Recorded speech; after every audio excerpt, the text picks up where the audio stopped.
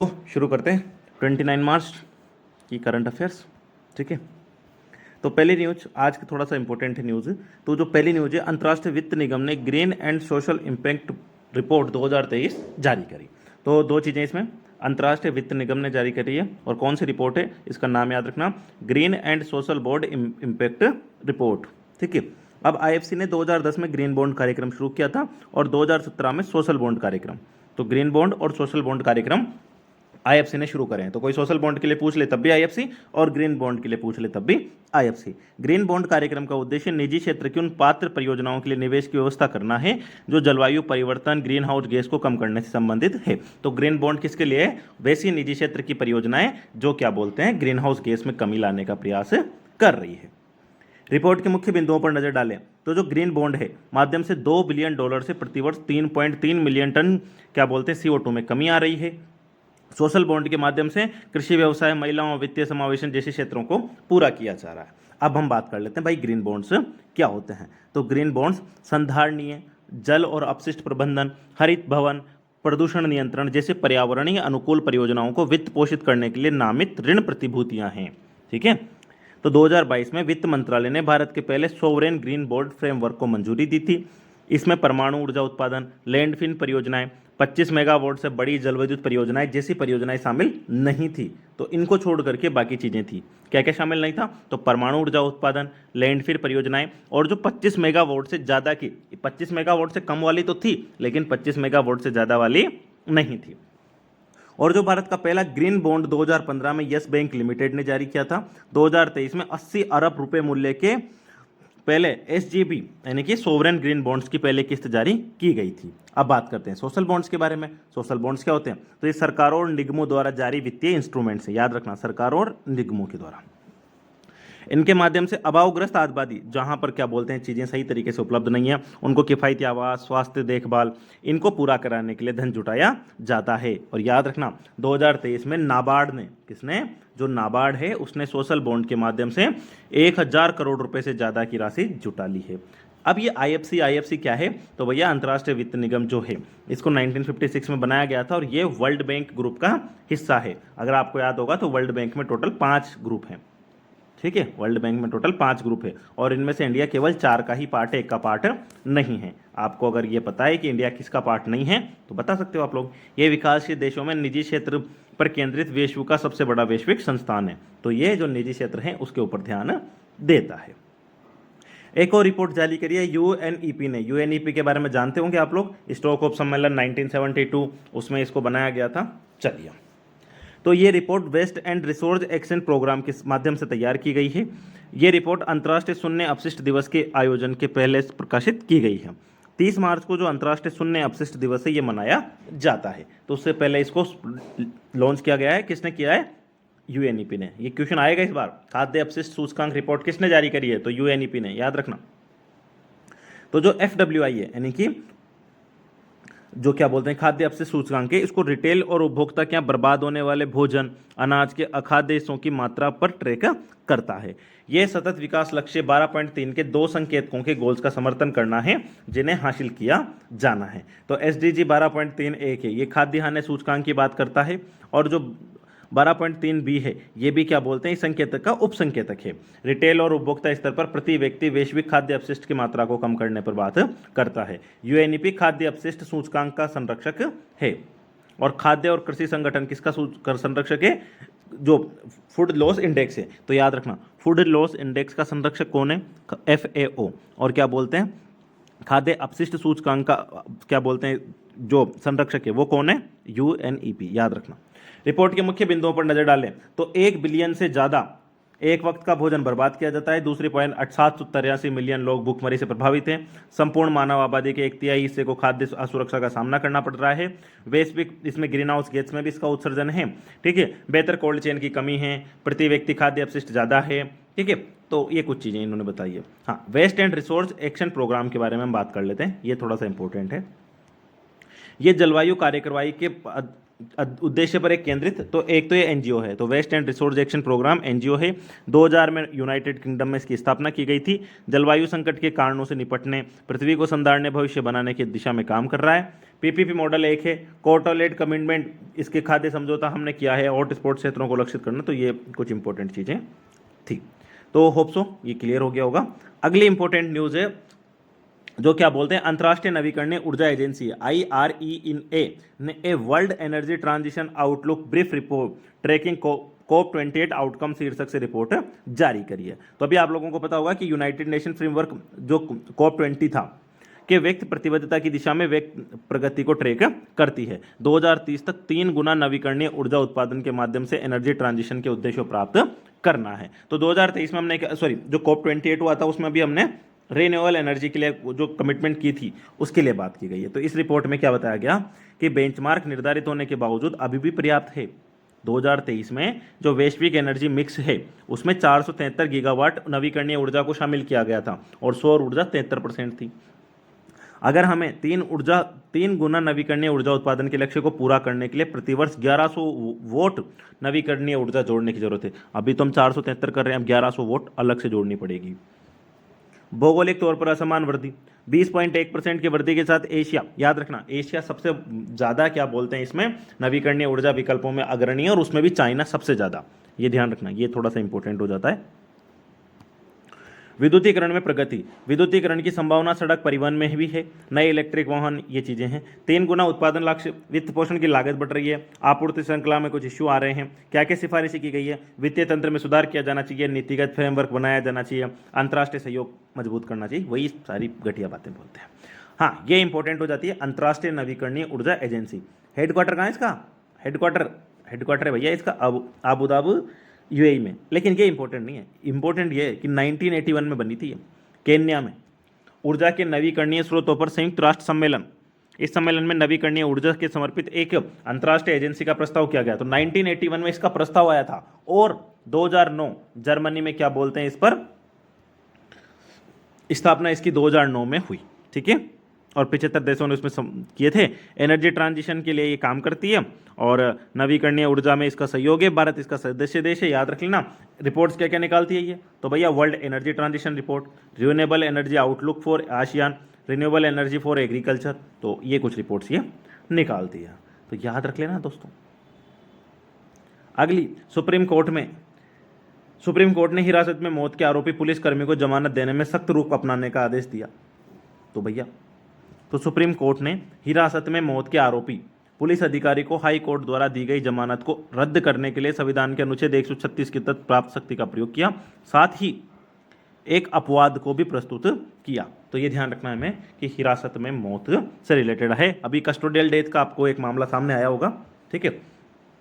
शीर्ष न्यायालय ने इस मामले में झारखंड राज्य बनाम संदीप कुमार के अपने पूर्व फैसले का भी उल्लेख किया। अनुच्छेद 136 सुप्रीम कोर्ट को भारत की किसी भी अदालत या अधिकरण द्वारा किसी भी निर्णय के खिलाफ सुप्रीम कोर्ट में अपील करने की विशेष अनुमति है, यानी स्पेशल लीव पिटीशन को मंजूर देने की विवेकाधीन शक्ति देता है। यह शक्ति सशस्त्र बलों से संबंधित किसी भी कानून द्वारा गठित किसी भी अधिकरण द्वारा पारित आदेशों पर लागू नहीं होती है। तो ये में ध्यान रखना है। 136 क्या है भैया, अगर कोई भी अदालत या अधिकरण के आदेश के खिलाफ सुप्रीम कोर्ट में अनुमति की जा सकती है। कस्टोडियल डेथ क्या है, जेल में एक हिंसा का रूप है, ठीक है। इस हिंसा में मुख्य रूप से पुलिस हिरासत और न्यायिक हिरासत में हिंसा शामिल है। बलात्कार, यातना जैसी हिंसाएं भी इसमें आ जाएंगी। संवैधानिक सुरक्षा है, 14 बोलता है, 21 बोलता है। कानूनी सुरक्षा में IPC की जो धारा 330, 331 के दौरान जबरन कबूल कराने के लिए पहुंचाई गई चोट है तो सूचना है, ठीक है। CRPC में भी इसकी बात है। CRPC की जगह कौन आ गया, भारतीय नागरिक सुरक्षा संहिता। अन्य प्रकार की सुरक्षा की बात करें तो सिविल और राजनीतिक अधिकारों पर अंतर्राष्ट्रीय प्रतिबंध लागू की गई है, भारत इसका सदस्य है। DK बसु बनाम पश्चिम राज्य बंगाल में व्यक्तियों की सुरक्षा के लिए विशेष दिशा निर्देश हैं। राष्ट्रीय मानवाधिकार आयोग के दिशा निर्देश में हिरासत या में मौत या बलात्कार की घटना होने के 24 घंटे के भीतर प्रावधान करना। अब इसमें क्या क्या चुनौतियां आ रही है। भारत ने अभी तक यातना के विरुद्ध जो कन्वेंशन है उसको नहीं अभी पुष्टि की है। यातना को रोकने वाले राष्ट्रीय फ्रेमवर्क का अभाव है। लंबे समय तक चलने वाली न्यायिक कार्यवाही, तो बहुत सारी चीज़ें हमें इतना ज़्यादा ध्यान रखना। आर्टिकल 136 हमारे लिए इंपॉर्टेंट हो जाता है, ये ध्यान रख लेना। यूनेस्को ने 18 नए जियो पार्क्स को ग्लोबल जियो पार्क नेटवर्क में शामिल करने की बात कही है। तो UNESCO geo park, global geo park network, ठीक है। तो अब जियो पार्क्स की संख्या कुल कितनी हो गई है, 213 हो गई है। ये सभी 18। भारत में यूनेस्को द्वारा नामित कोई जियो पार्क मौजूद नहीं है, बहुत इंपॉर्टेंट चीज है। यूनेस्को के द्वारा नामित कोई भी जियो पार्क इंडिया में नहीं है। तो जीजीएन में हाल ही में शामिल किए गए कुछ प्रमुख जियो पार्क कौन से? Land of extinct volcanoes, Poland में है ये, ठीक है। इम्पैक्ट क्रेटर झील, ये ध्यान रखना, फिनलैंड में। इम्पैक्ट क्रेटर झील कहाँ पर है? फिनलैंड में। उबेरोवा, उबेरोवा ये कहाँ पर है? ये ब्राजील में है। लैंड ऑफ जॉइंट्स भी कहते हैं इस पार्क के जीवाश्म विज्ञान से जुड़ी। तो land of extinct volcanoes Poland में, इम्पैक्ट क्रेटर फिनलैंड में, उबेरोवा ब्राजील में। यूनेस्को के ग्लोबल जियो पार्क के बारे में बात करें तो इसकी अवधारणा 1990 के दशक में शुरू हुई थी, 2015 में जाकर के इनकी शुरुआत की गई है। तो उत्पत्ति तो इनकी 1990 में हो गई थी, लेकिन अब शुरू की गई है। और अंतर्राष्ट्रीय महत्व के जो संरक्षण के, शिक्षा, सतत विकास की दृष्टि से इंपॉर्टेंट है। प्रबंधन क्या बोलते हैं इनका? राष्ट्रीय कानून के तहत वैज्ञानिक संस्था द्वारा किया जाता है। जियो पार्क का दर्जा याद रखना स्थायी नहीं होता है, 4 साल की अवधि के लिए दिया जाता है और फिर से मूल्यांकन किया जाता है। अनिवार्य नेटवर्किंग, ठीक है। तो यूजीजीपी के लिए ग्लोबल जियो पार्क नेटवर्क की सदस्यता अनिवार्य है, ये ध्यान रखनी है हमें, ठीक है। ये ग्लोबल जियो पार्क नेटवर्क के बारे में बात करें तो पहली बात तो गैर लाभकारी अंतर्राष्ट्रीय संघ है। स्थापना 2014 में की गई थी, यूनेस्को के तत्वाधान में विकसित एक अंतर्राष्ट्रीय साझेदारी के रूप में, ठीक है। जीजीएन का एक महत्वपूर्ण घटक है। तो भैया ये इंपॉर्टेंट तो यही है कि इंडिया में एक भी जियो पार्क मौजूद नहीं है। भारत के विदेश मंत्री ने मलेशिया की यात्रा करी, अच्छी बात है, मलेशिया घूम के आओ भैया। तो मलेशिया के साथ हमारे 1957 से राजनयिक संबंध है। मलेशिया भारत की एक एक्ट ईस्ट नीति का हिस्सा है। आसियान में भारत का एक प्रमुख भागीदार देश है। आसियान की कंट्रीज का नाम पता है क्या आप लोगों को? 10 के 10 का बताओ। कुछ सैन्य अभ्यास है हमारे, हरिमाऊ शक्ति थल सेना के साथ में, समुद्र लक्षण, उदार शक्ति, मिलन, ये कुछ हम लोग करते हैं, ठीक है। और इसके अलावा हमारे ने क्या बोलते हैं, अन्य व्यापार भारतीय रुपये में भी किया जा सकता है, ये ध्यान रखना हमें। इंडोनेशिया और मलेशिया से पाम ऑयल का आयात करता है भारत, तो ये ध्यान रखना हमें, इंडोनेशिया और मलेशिया से। कुआलालंपुर मलेशिया में भारतीय सांस्कृतिक केंद्र, तो कुआलालंपुर मलेशिया में भारतीय सांस्कृतिक केंद्र स्थापित किया गया है। यह केंद्र भारत और मलेशिया के प्रशिक्षित शिक्षकों द्वारा कर्नाटक संगीत, कथक नृत्य, योग, हिंदी भाषा में कक्षाएं आयोजित कराता है। नेताजी सुभाष चंद्र बोस भारतीय सांस्कृतिक केंद्र इसका नाम कर दिया गया है, ये ध्यान रखना। तो नेताजी सुभाष चंद्र बोस भारतीय सांस्कृतिक केंद्र कहाँ पर है? तो कुआलालंपुर मलेशिया में है, ठीक है। वंदे भारत मिशन के दौरान 1 लाख से अधिक भारतीयों को मलेशिया से लाया गया था। तो ये चीज़ें हमने करी है। तो बड़ी बड़ी न्यूज़ खत्म, छोटी छोटी न्यूज़ शुरू। तो छोटी न्यूज़ में जो पहली न्यूज़ है, संयुक्त राष्ट्र जो शांति रक्षक सेना के खिलाफ अपराधों की रोकथाम के लिए एक पहल शुरू की गई है, ठीक है। संयुक्त राष्ट्र शांति रक्षक सैनिकों के बारे में आप लोगों ने जानते होंगे। इसका जो नेतृत्व है वो ग्रुप ऑफ फ्रेंड्स ने एक नया डेटाबेस लॉन्च किया है। क्यों किया है? ताकि जो शांति सैनिकों के खिलाफ होने वाले अपराधों को दर्ज करना, अपराधियों को सलाह दिलाने में प्रगति की निगरानी के लिए एक डिजाइन किया गया है। संयुक्त राष्ट्र सुरक्षा परिषद की अध्यक्षता के दौरान ब्लू हेलमेट के खिलाफ दोषियों की जवाबदारी तय करने के लिए ग्रुप ऑफ फ्रेंड्स ने 2022 में इसकी शुरुआत की थी। संयुक्त राष्ट्र शांति सेना को सशस्त्र बल वाले संघर्ष में शांति बनाए रखने, पुनः शांति स्थापित करने के लिए तैनात किया जाता है। कभी कभी उन्हें तैनाती वाले क्षेत्रों में हिंसा का सामना भी करना पड़ता है। इन शांति रक्षकों को ब्लू हेलमेट भी कहा जाता है क्योंकि ये नीले रंग के हेलमेट पहनते हैं। और इसको 1988 में ग्लोबल पुरस्कार भी दिया गया था। टाइगर ट्रम्प जो है, क्या बोलते हैं, ये एक अभ्यास था जो विशाखापट्टनम में आयोजित किया गया है। भारत और यूएसए के बीच में होता है, द्विपक्षीय मानवीय सहायता के लिए किया जाता है। एक इंस्टीट्यूट है अंतर्राष्ट्रीय चावल अनुसंधान संस्थान और दक्षिण एशियाई क्षेत्र केंद्र।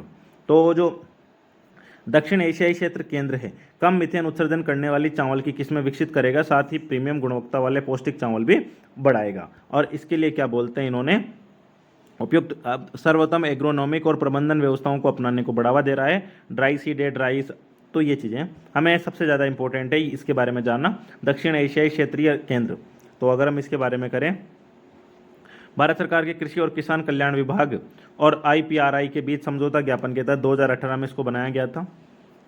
वाराणसी यूपी में स्थित है। दक्षिण एशिया क्षेत्र में चावल आधारित कृषि को मजबूत करने के लिए ये है। और IPR जो है ये फिलीपींस में राइट साइंस के गरीबी और भुखमरी को कम करने के प्रति संस्था है।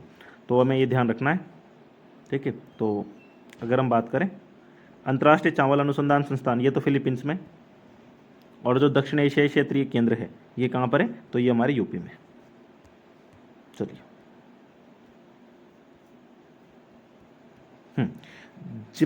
जिप्स इंडिकस यानी जो भारतीय गिद्ध है, ठीक है। तो मुदुमलाई टाइगर रिजर्व, एक बात तो मुदुमलाई टाइगर रिजर्व में स्थित मोयर घाटी एकमात्र ऐसा क्षेत्र है जहां वन्य पर्यावास में जिप्स गिद्धों की सबसे बड़ी नेस्टिंग कॉलोनी है। तो हमें ध्यान रखना है मुदुमलाई टाइगर रिजर्व के बारे में। ठीक है, चलिए। और इसके बाद में जिप्स इंडिकस की बात करें तो ये गहरे रंग का सिर, वो गर्दन तथा हल्के सफ़ेद रंग के फर हैं। गर्दन के चारों ओर हल्के रंग का एक घेरा है। कॉलोनी में घोंसला बनाने वाला पक्षी है। ठीक है, खुले घास के मैदानों में झारखंड, एमपी, राजस्थान में पाया जाता है। क्रिटिकली इंडेंजर्ड इसका है। ठीक है, ये ध्यान रखना है हमें। पशु चिकित्सा डाइक्लोफिलिन ने केटोफ्रोपेन एंटीस्टोरेड एंटी इन्फ्लेमेटरी दवा के कारण और गिद्ध कार्य योजना भी संचालित की जा रही है। कलाम 250, तो स्काई रूट एरोस्पेस ने विक्रम फर्स्ट के अंतरिक्ष प्रक्षेपण यान के स्टेज 2 का सफलतापूर्वक प्रक्षेपण किया और इसे कलाम 250 नाम दिया गया है। तो स्काई रूट एरोस्पेस ने विक्रम फर्स्ट अंतरिक्ष प्रक्षेपण यान जो था उसके स्टेज 2 का सफल प्रक्षेपण किया है। स्टेज 2 इंजन इसलिए महत्वपूर्ण है क्योंकि ये क्या काम करेगा, तो ये उपग्रहों के पृथ्वी के सघन वायुमंडल में आउटर स्पेस के डीप वैक्यूम में भेजता है। विक्रम 1 3 स्टेज वाला वो ठोस ईंधन आधार, याद रखना ओनली सॉलिड पर है ये, तो ये ध्यान रख लेना, सॉलिड है ये। कलाम 250 के बारे में बात करें तो उच्च शक्ति वाली कार्बन कंपोजिट रॉकेट मोटर है। मोटर ठोस ईंधन और उच्च प्रदर्शनता वाले एथिलीन, प्रोपेलिन, डाई टेरिपॉलीमर्स और थर्मल प्रोटेक्शन सिस्टम का इस्तेमाल करती है। इतना इंपॉर्टेंट है नहीं वैसे ये। और इसके पहले तीसरे स्टेज का उसको क्या नाम दिया था, कलाम 100। तो कलाम 100 थर्ड स्टेज था और जो सेकंड स्टेज है उसका नाम क्या दिया इन्होंने, कलाम 250।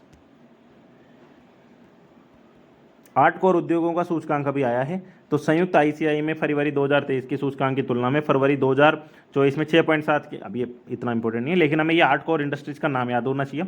उर्वरक, सीमेंट, प्राकृतिक गैस, कच्चा तेल, कोयला, बिजली, इस्पात, पेट्रोलियम, रिफाइनरी उत्पाद, ये ध्यान रखना।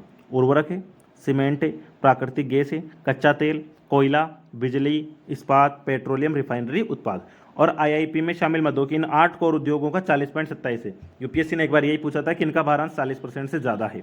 कोर उद्योगों का सूचकांक वाणिज्य और उद्योग मंत्रालय के आर्थिक सलाहकार द्वारा दिया जाता है। कोरोना वायरस नेटवर्क, तो विश्व स्वास्थ्य संगठन ने कोवी नेटवर्क, तो याद रखना कोवीनेट किसने लॉन्च किया है, WHO ने। यह मानव, जंतु और पर्यावरणीय कोरोना वायरस निगरानी में ग्लोबल लेबोरेटरीज का एक नेटवर्क है। WHO की सभी में शामिल है। भारत की 3 लेबोरेटरीज हैं, तो यह हमें ध्यान रखना है। व्हाइट रैबिट टेक्नोलॉजी, तो व्हाइट रैबिट टेक्नोलॉजी क्या है, तो CERN ने उद्योग द्वारा व्हाइट रैबिट टेक्नोलॉजी को बढ़ावा देने के लिए व्हाइट रैबिट कॉर्पोरेशन लॉन्च किया है। तो WRC के क्या उद्देश्य हैं, तो व्हाइट रैबिट कोलैबोरेशन समर्पित समर्थन ये करना। अब व्हाइट रैबिट टेक्नोलॉजी क्या है, तो CERN में विकसित किया गया है।